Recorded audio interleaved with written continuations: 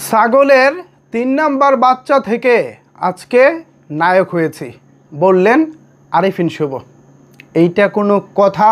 একজন নায়ক নিজেকে নিয়ে এভাবেও বলতে পারেন? আরিফিন শুভ কি নিজের হিতাহিত জ্ঞান হারিয়ে ফেলেছেন?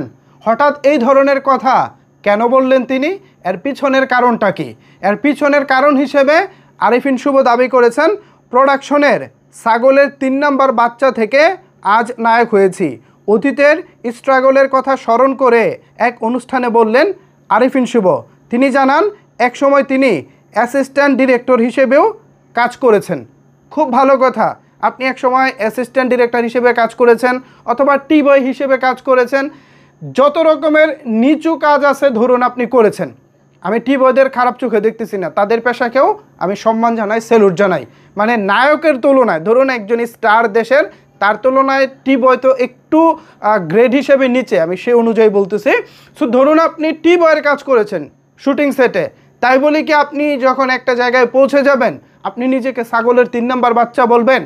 আপনি তো বিনয়ের সাথে বলতে পারতেন আমি এক সময় অনেক কষ্ট করেছি, অনেক স্ট্রাগল করেছি, আমি সাধারণ অনেক কাজ করেছি, সেই জায়গা থেকে তিলে তিলে তিলে তিলে আজকে নিজেকে এই অবস্থানে নিয়ে এসেছি।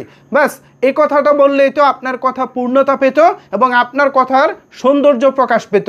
কিন্তু তা না করে ছাগলের ৩ নাম্বার বাচ্চার সাথে নিজেকে তুলনা করে যে উদাহরণটা দিলেন এটা ছিল হাস্যকর এবং অপমানজনক একটি কথা, নিজেকে নিজে ছোট করার মতো কথা।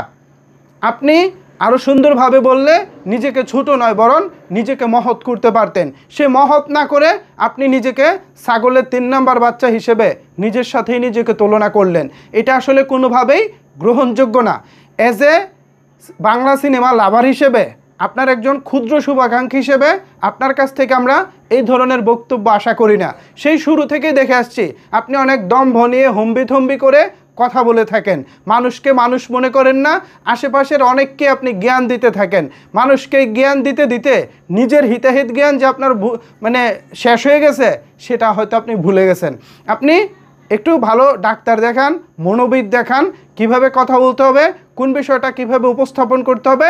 আই হোপ সো তিনি সেটা আপনাকে বলে দিলে আপনার ভবিষ্যৎ জীবনে আপনার জন্য ভালো হবে। আদারওয়াইজ আপনার কাছ থেকে এরকম হাস্যকর কথা আমাদের শুনতে হবে, পাশাপাশি নিজেকে ছোটো করে এরকম কথাও বারবার শুনতে হবে। C C C C C ছাগলের ৩ নাম্বার বাচ্চার সঙ্গে নিজেকে তুলনা করে আপনি নিজেকে মহৎ ভাববেন, নিজেকে মহৎ বানাবেন আমাদের সামনে?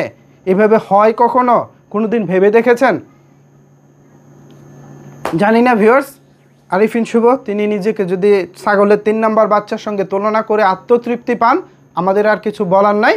তবে বিষয়টা তিনি আরও ভালোভাবে বলতে পারতেন, আরও সুন্দর করে গুছিয়ে বলতে পারতেন, কিন্তু তিনি সেটা করেননি।